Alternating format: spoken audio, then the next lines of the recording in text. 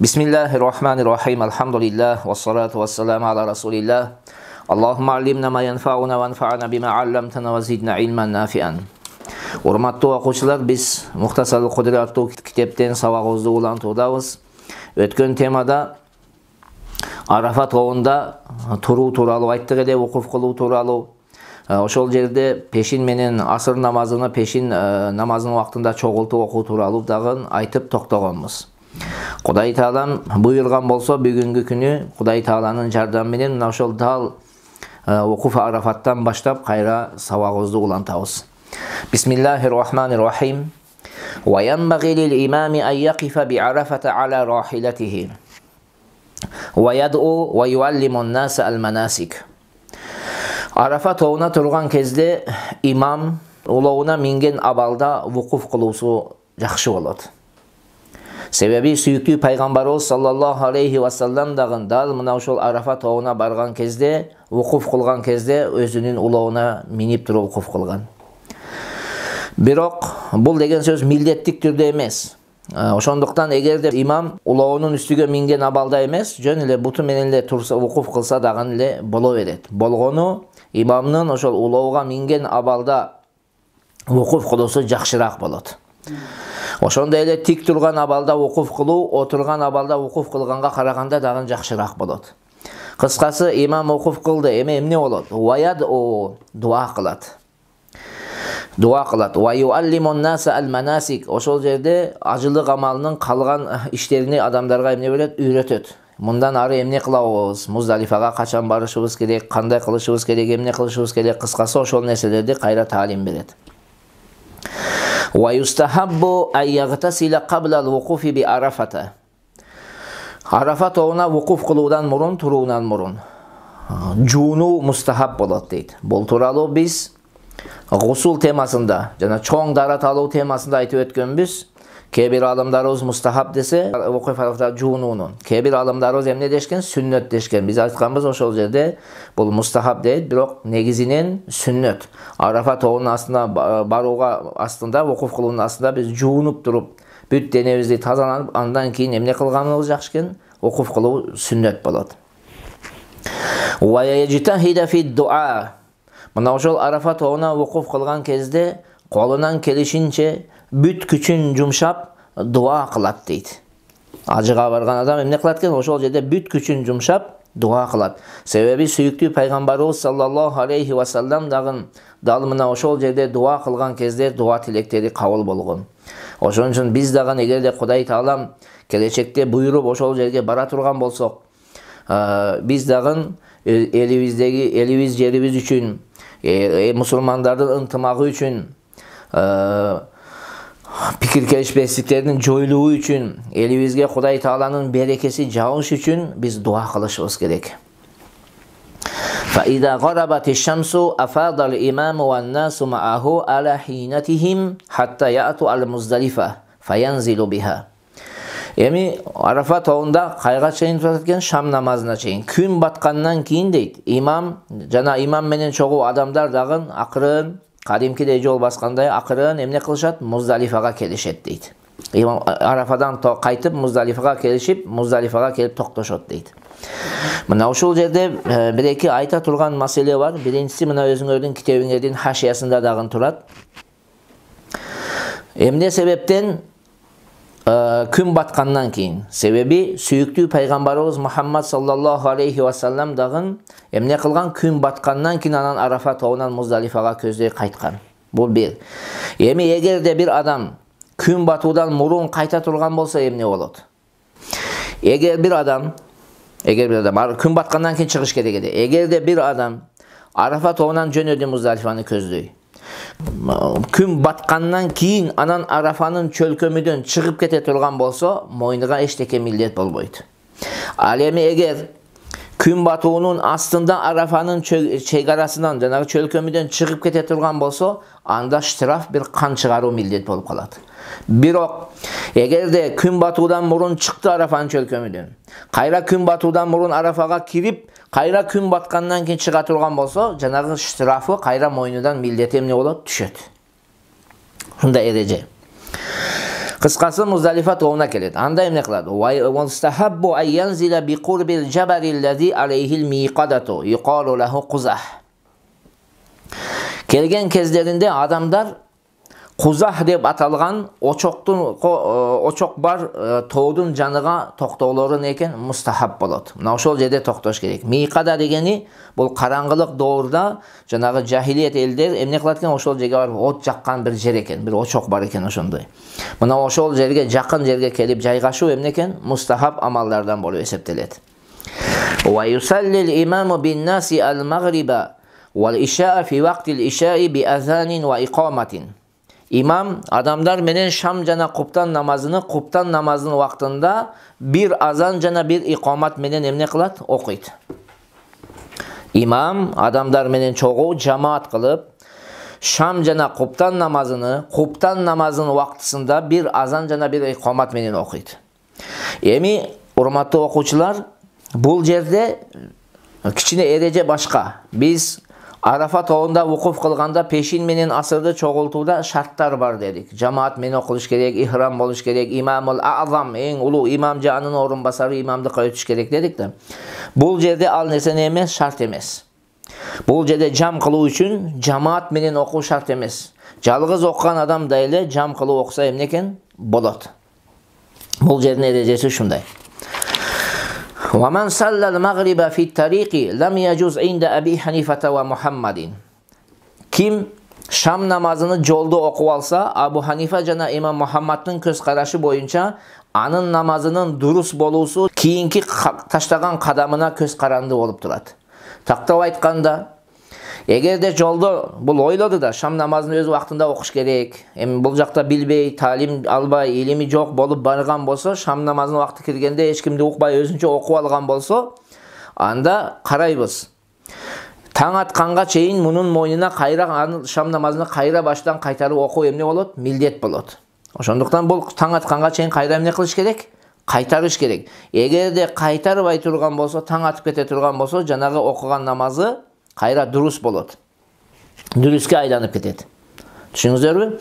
Ошон үчүн мына хашиясында мындай дейт. Fa in aadaha bil Muzdalifati qabla tulu'il fajri kanatil muadatu hiyal farz. Андыктан эгерде Муздалифа тоонда жана таң атуудан мурун кайра башынан окуй турган болсо, мына дал мына ушул окуганы не болот? Фарз болуп эсептелет да. Ванкалабатил магрибул ула нафила. Биринчи жанагы жолдо өзү куптан вакты киргиче окуп алган Шам намазы нафыл намазга айланып калат дейт. Бирок ва иллам юидха хатта тала ал-фажр. Ал эми эгерде таң атканга чейин кайтарбаса эмне болот десе, инкалабат илал жаваз, жанагы жолдо окуганы эмне болуп кетет? Жолда окуганы кайра дуруске айланып кетет, дурус болуп калат кайра. Бирок жанагы эрежени, сүннөт эрежени эмне болот? Таштаган болуп калат. Эреже ошондой эле, эрежени бузуп, бирок аткарган болуп эсептелет дейт. Fa iza tala al-fajr salla al-imamu bin-nasi al-fajra bi gharasin. Эми чыныгы таң аткан кезде дейт, имам адамдар менен баамдат намазынын эң алгачкы вактында окуйт. Мындайча айтканда караңгы окуйт. Namaz kitebini ötüp жаткан кезибизде мен сиздерге эскертип өткөнмүн. Эркектер жерде жакшы жарытып, жакшы агартып, анан эмне кылыш керек? Окуш керек деп жамаатты. Ал эми аялдар алгачкы вактында караңгыраак окуш керек деп. Эми именно ошол жерде мен сиздерге айтканмын. Ажылыкка барган кезде эмне болот? Муздалифада биз баамдат намазыны окуган кезибизде эмне экен? Эртерээк окулат. Мына ошол күнү эртерээк окуу эркектер үчүн бул да эле жакшы амалдардан болуп эсептелет. Эркектер ушундай эртерээк окуштары керек. Андан кийин эмне кылат? Сумма вaqafal имаму ва вaqafan насу мааху фадаа. Андан кийин имам дагы адамдар дагы имам менен чогуу ошол Муздалифада вукуф кыла турган жерде эмне кылышат дейт? Вукуф кылышат. Урматтуу окуучулар, мына ушул вукуфтун атын эмне деп коёт? Вукуфу жам деп коёт. Бул важип вукуф. Ошол Муздалифада туруу важип. Мунун алгачкы вакты чыныгы таң аткандан башталат. Түшүңүздөрбү? Чыныгы таң аткандан Курбан айт күнү чыныгы таң аткан кезде башталат, акыры күн чыкканга чейин дейт. Кыскача баамдат намазынын вактысында дейт да. Баамдат намазынын вактында эмне кылыш керек? Вукуф кылыш керек. Андыктан ким ошол чыныгы таң атуудан мурун же күн чыккандан кийин эгерде вукуфу Муздалифаны кылган болсо, анын вукуфу эсептелбейт. Бул бир. Экинчи маселе. Мына ушул вукуфта шарт эмес биз көпкө тургандыгыбыз. 1 секунд тура турган болсок, кичинекей бир мөөнөт тура турган болсок дагы мунун эмнескен важип аткарылат. Бирок сүннөтү эмнекен жер жакшы жарып агарганга чейин. Жанагы бамдар намазды алгачкы убакта окудук да. Ошондон биз вукуф Муздалифада турабыз, кайсы убакка чейин? Жанагы жер жакшы жарыганга чейин. Исфар болгонго чейин дейт. Эми исфар дегени эмне деп алымдарыбыз мынтип чечмелеген. Исфар эмне десе, күн чыкканга 2 рекет намаз окусаңыз, анан күн чыгып кете тургандай убакыт болуш керек. 2 рекет намаз окудуңуз, анан не болот? Күн чыгат. Мына ошончолук деңгээлде жаратыш керек дейт. Ошондой кыскасы, ошол убакытка чейин эмне кылыш керек экен? Вукуф кылып туруу жакшы. 1 секунд туруу важип, бирок жанагы айтканымдай жер жакшы жарып, күннүн чыгышына 2 рекет намаз окуй турган убакытча калганга чейин туруу не экен? Бул сүннөт амалдардан болуп эсептелет. Кыскасы вукуф кылды. Вукуф кандай эмне кылат? Фада дуа кылышат. Мына ушул жерде дагы көп дуа кылышыбыз керек. Элибизге, жерибизге дегендей. Вал Муздалифату куллуха мауқифун илля батна мухассар. Муздалифанын бардык жери вукуф кыла турган орун. Кайсыл жеринде, ошол чөлкөмдүн кайеринде болбосун сиз турсаңыз, сиз ошол милдетти, важипти аткарган болосуз. Болгону батни мухассар деген жер бар экен, ошол жерге вукуф кылынбайт дейт. Сумма афадал имаму ван насу мааху кабла тулуи шамси хатта яату ал-мина. Фаяптадиу bijamratil акаба. Эми андан кийин эмне кылышат? Анан адамдар имам менен чогуу күн чыгуудан мурун кайтышат эми. Кайра кайтышат, минага келишет дейт. Эми ушул жерде карасаңыздар, жаңа айтпадымбы, 2 рекет намаз калганга чейин, ошол мезгилге чейин вукуф кылышты. Эми күн чыгуудан мурун эмне кылышат экен? Кайтышат. Эгерде күн чыккандан кийин кайтышса, же адамдар бамдат намазыны окуганга чейин кайтышса, булар кайтсак, анда биз эч нерсе штраф милдет болбойт. Болгону биз жаман иш кылган болобуз. Ошон үчүн качан кайтыш керек экен? Сумма фаза кабла тулу ишамс. Күн неме батуудан мурун кайтышыбыз керек экен. Кыскасы минага келет. Минага келгенден кийин фаяпта ди о bijamratil акаба. Эң биринчи акабадан таш атууду баштайт. 3 жерде таш ата турган жер бар, ошонун эң төмөнкүсүн эмне деп коет? Акаба деп коет. Мына ошол акабадан эмне кылат экен? Баштайт. Фаярмиха мин батнил вади би саб'a hasayatин мисла hasatil hazfi. Ошол жерде баянгы мин батнил вади дейт. Алымдарыбыз айтат, китептерде чечмелегенде, сиз ошол жерге барып турган кезиңизде Кааба сиздин сол тарабыңызда калат, Мина сиздин оң тарабыңызда калат. Мына ошол жерде туруп, ылдыйдан өйдө көздөй таш атылат дейт.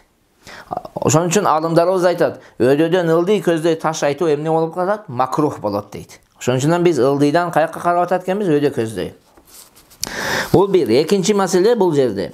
Айтып атпайбы, 7 жолу таш атат, таштары кандай болсун десе, хазф таш атуу сыяктуу. Хасатул хазф дегени бул бир түр таш атуу болот экен. Ал кандай десе, мына баш бармак менен сөймөйдөн жардамдашып туруп, кичине ташты алып туруп, шундай эмне кылышат дейт? Атышат дейт. 7 жолу.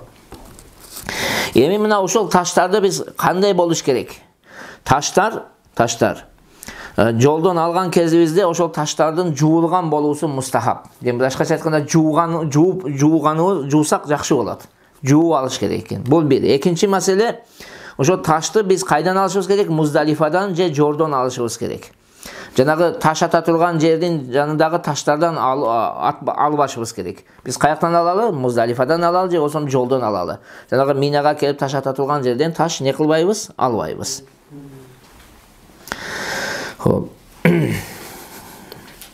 Эми алым хашасында дагы төмөндө түшүп калсаңар, ва вакту рами фи хазал яуми ба'да тулуи шамси ва ямтадду ила al-ghurubi инда Аби Ханифа.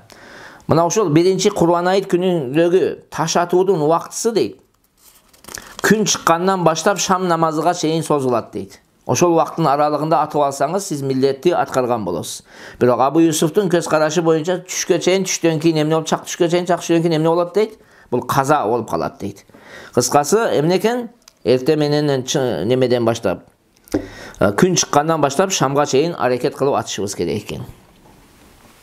Бирок эгерде эртеси ата турган болсокчу, ошол күнү атпай калдык, эртеси кечиктирдик, эртеси атсак, анда атабыз, ташты барып атабыз, бирок штраф милдет болот. Ушундай эреже. Ва юкаббиру ма'a kulli hasatin. Эми ар бир таш атканда ошол такбир айтат. Аллаху акбар, Аллаху акбар, Аллаху акбар деген сөз менен. Ва ла яқифу индаха. Бул жети жолу таш аткандан кийин вукуф кылбайт. Турбайт, кайтып кете берет. Ва яқтау талбията ма'a awwali hasatin. Биринчи жолу таш атар менен эмне кылат экен? Талбия айтууну токтотот. Ошол кезге чейин лаббайк Аллахумманы айтып барат. Таш ата баштадыбы, талбия токтойт. Сумма язбаху ин ахабба. Андан кийин эгер кааласа курбандык чалат. Курбандык чалат. Бул эмне үчүн кааласа дедик? Себеби бул жалгыз ажылык амалын аткаруучу. Бул кирон кылган эмес, таматту кылган эмес, жалгыз ажылык. Анан бул мусапыр экинчисинен. Бул кишиге курбандык чалуу мустахаб амалдардан гана болот. Эгер кааласа чалат, каалабаса чалбаса деле боло берет. Сумма яхлику ау юқассиру. Андан кийин чачын алат, же болбосо чачын эмне кылат? Кыскартат. Мына ушул чач алууда, же чачты кыскартууда 4/1 бөлүгүнү алуу бул милдет. Ал эми бардыгын алуу, же бардыгынан кичинеден кыскартуу бул эмне болот? Мустахаб амалдардан, сүннет амалдардан катарына кирет. 4/1 бөлүгүнү алуу важип. Ошол кыскарта турган болсок дагы ошол 4/1 бөлүгүндөгү жайгашкан ар бир түктөн манжанын ушундай бир немесинчелик, эмне экен? Бир манжанын бир муунучалык кыскартуу жакшы. Кыскартышыбыз керек деп, жакшы эмес, ошончо милдет, ошончо кыскартышыбыз. Бирок аалымдарыбыз айтат, Бадаи Санаида Касани рахматуллахи алейхи айтат, бардык чачтардын узундугу бирдей болбогондуктан, ошол 4/1 бөлүгүдөн алган кезде эми кээ чач узун, кээ кыска болушу мүмкүн да. Мына ошондуктан дейт, кичине узунураак кыркып алган, кесип салган жакшыраак дейт. Себеби узунураак кессеңиз, жана 4/1ден кыска чачтарды кесилбей кала турган болсо, жанагы узунураак кесүү менен алар дагы эмне болуп калат бардыгы? Ошо 4/1 өлчөмүндө кесилгендей болуп калат дейт. Мына ошол эң жакшы методикасы. Эгер чачты кыскартылган болсок, эмне экен? 4/1 бөлүгүдөн кыскартсак, ошо кичине узунураак кыскарталы, жанагы манжанын муунунча эмес, кичине узунураак кыскартып койсоңуз жакшы экен. Ал эми ала турган болсок, ал андан да жакшы болуп эсептелет. Бул бирок эркектер үчүн, аялдар үчүн тек гана эмне кылышат аялдар? Кыскартышат. Wa qad halalahu kullu shay'in illa an-nisa. Мына ушул амалды аткаргандан кийин, ажылык амалын аткарып жаткан кишиге жанагы тыйылган нерселердин бардыгы эмне болот? Адал болот. Бурун тырнак ала албайт эдем, тырнагын ала берсе боло берет. Шампунь менен жууна албайт де, шампунь менен жуунса боло берет дегендей. Илля ниса болгону ким мүмкүн эмес? Өмүр жолдошу менен шарият ишине баруусу гана мүмкүн эмес. Шарият ишине баруу, ошол шарият ишине ал баруучу амалдарды аткаруу дагы не эмес? Мүмкүн эмес болот. Сумма яати Макката мин яумихи залик, ау минал гади, ау мин ба'дил гади. Андан кийин ошол күнү, Курбан айт күнү Минадан кайда келет дейт? Меккеге келет. Же эртес келет, 11-числада, же 12-числада келет дейт. Ушул 3 күн неме таваф кылуучу, фарз тавафты аткаруучу күндөр. Курбан айт күнү, анын эртеси. Фаятуфу бил байти тавафа зияра. Саб'ата ашватин. Мына ошол келген кезде таваф зияратты аткарат. Бул ошол ажылыктын экинчи рүкүнү. Таваф зияратты аткарат. Канча жолу айланат десе? 7 жолу айланат. Мына ошол 7 жолунун 4-өө бул рүкүн, калган 3-өө бул не болот? Важип амалдардан болуп эсептелет. Бул тавафты аткарган кезде даараттуу болуш керек, кийиминде нажасат жуккан болбош керек, аураты жабык болуш керек. Ушул эрежелер эмне болсун? Сакталыш керек болуп калат. Даратсыз эгер аткара турган болсоңуз штрафы бар да, штрафтар темасында өтүлөт. Fa in kana sa'a bayna safa wal marwati aqiba tawafil qudum lam yarmul fi hadha at-tawafi wa la sa'ya alayhi. Эгерде тавафи qudum кылган кезде Сафа Марвага чуркаган болсо, анда бул тавафта рамыл кылбайт. Жанагы рамылды эмне дедик? Жанагы батыр басыш, кадамдарды кыска-кыска коюп, жанагы барестер немелер чыккандай, ийиндерди кыймылдатып, ошондой мүрүлөрдү эки жакка силкип, жол басууда айтат. Бул жерде кылбайт. Жана Сафа Марвага дагы чуркабайт дейт. Ва иллам якун qaddama sa'ya ramala fi hadha at-tawaf wa yas'a ba'dahu ala ma qaddamnahu. Ал эми эгерде тавафи кудумда Сафа Марвага чуркаган болбосо, анда бул жерде эмне кылат? Бул тавафта рамал кылат. Бул эреже. Сафа Марвага чуркаган болсо тавафи кудумда, тавафи немеде? Тавафи зиярада рамал кылбайт. Сафа Марвага чуркаган болбосо, тавафи немеде? Зияратта неме рамал кылат. Бул эреже ушундай коюлган. Эми таваф кылган эмне кылат? Андан кийин биз мокундукка айткандай Сафа Марвага чуркайт дедик. Вакад халлаллахун ниса. Мына ушул тавафты кылгандан кийин ана эми өмүр жолдошу менен дагы шарият ишине баруу не болот? Адал болот дейт.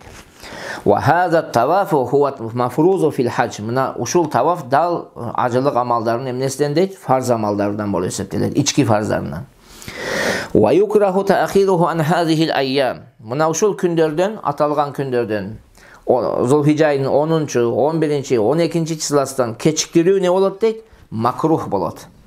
Фа ин аххараху анха лазимаху дамун инда Аби Ханифата. Эгер кечиктирсе, анда үзүрсүз кечиктирсе, анда эмне болот? Абу Ханифанын көз карашы боюнча, рахматулла алейх, кан чыгаруу мойнуга милдет болот, штраф болот мындайча айтканда. Бирок эгер үзүр менен болсочу, анда штраф болбойт. Мисалга, дал ошол моментте аял эгер этеккир болуп калса, же кош бойлуу аял төрөп калса турган болсо, ошонун себебинен кечиктирсе, бул күндөрдөн ага штраф эмне болбойт экен? Милдет болбойт.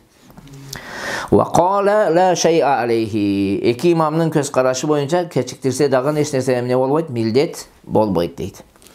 Сумма яуду иля Мина. Андан кийин каяка келет экен? Кайра Минага келет. Фаюқиму биха. Минада турат. Ошол жерде түнөйт дейли. Фа иза залати шамсу минал яуми сани мин айями нахри рамал жимара салас.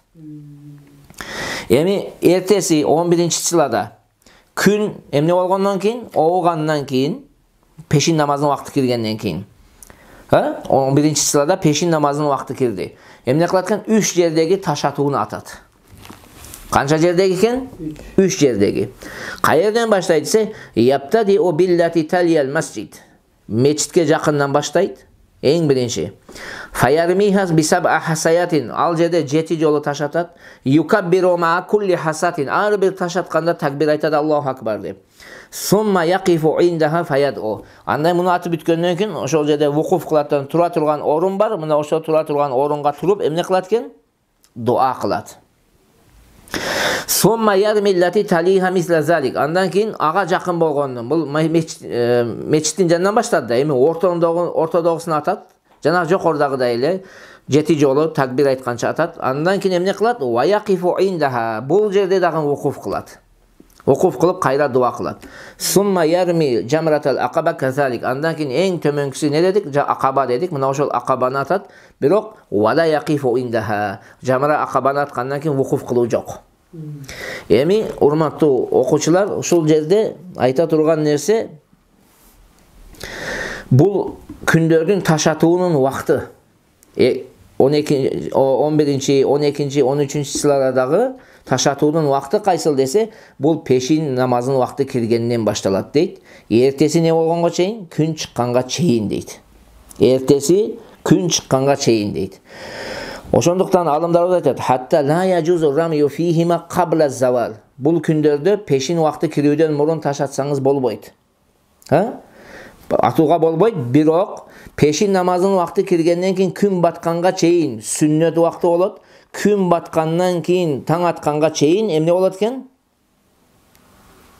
Макрух убакыты болот. Түшүндүңүзбү? Пешин намазы убакыты киргенге чейин атсаңыз жарабайт. Пешин намазынын убакыты киргенден кийин күн батканга чейин сүннөт убак, күн баткандан кийин таң атканга чейин эмне экен? Макрух убакыты болот. Ошону эстен чыгарып ал. Ал эми эң акыркы күнү таш атуу бул 13-чылада, 11 эмес, 12 эмес, 13-чылада таш атуудун убакыты бул таң аткандан башталат дейт. Эмнеге чейин? Күн батканга чейин дейт. Күн батканга чейин. Бирок немеден мурун чак түштө пешин намазынын убактынан мурун таш атуу макрух болот. Пешин намазынын убакыты киргенден кийин сүннөт убакыты болот. Буларга ушунтип вакыт коюлган. فإذا كان من الغد رمى الجمار الثلاث بعد الزوال الشمس كذلك. Эми эртеси 12-числада кайра жокоруда аталган тартипте таризде эмне кылат экен? Таш атышат. وإذا أراد أن يتأجل النفر نفر إلى مكة. Эгерде акыркы күнү жанагы 13-числада батыраак кетип калууну максат кылса, Меккени көздөй кетүүнү максат кылса, анда таң ата элек эмне кылыш керек? Меккени көздөй барып Меккеге туруш керек. Таң атканга чейин чыгып кетиш керек бул киши. Түшүндүңүзбү? Таң аткандан кийин болбойт. Таң аткандан кийин кете албайт. Таң аттыбы, ал кишинин мойнуга акыркы күндүн таш атуусу мойнуга эмне болуп калат? Милдет болот. Ошолго чейин чыгып кетиш керек. Ошон үчүн эмне дейт? Эгер батыраак кетип калууну көздөсө, немеден таш ата турган жерден, анда Меккеге көздөй барат. Wa in arada ay yuqima, ал эми эгерде турууну кааласа, акыркы күндө толуктап коеюн, 10-числадагы ташты атайын десе, рамал жимара саласа фил ями раби ба'да завали шамси казалика. Бул күндө дагы пешин убакыты киргенден кийин эмне кылат экен? Жокоруда аталгандай мечиттин жанынан анан ортоңгусун, анан акыркысын атат. Fa in qaddama ramiya fi hadha al-yawmi qabla az-zawal ba'da tulu'il fajri Жаза инде Аби Ханифата. Андыктан эгерде кайсыл бир киши бул күнү чак түшкө чейин, эгерде пешин убактына чейин, эгерде алдын ала таш атып алса, таң атты, бирок неге чейин атып алды? Пешинге чейин атып ала турган болсо, Абу Ханифа рахматуллахи алейхинин көз карашы боюнча эмне дейт? Болот дейт. Ва кала ла яжуз. Бирок эки имамдын көз карашы боюнча эмне экен? Болбойт. Аллахым бардыгыңыздан разы болсун. Ассаламу алейкум ва рахматуллахи ва баракатух.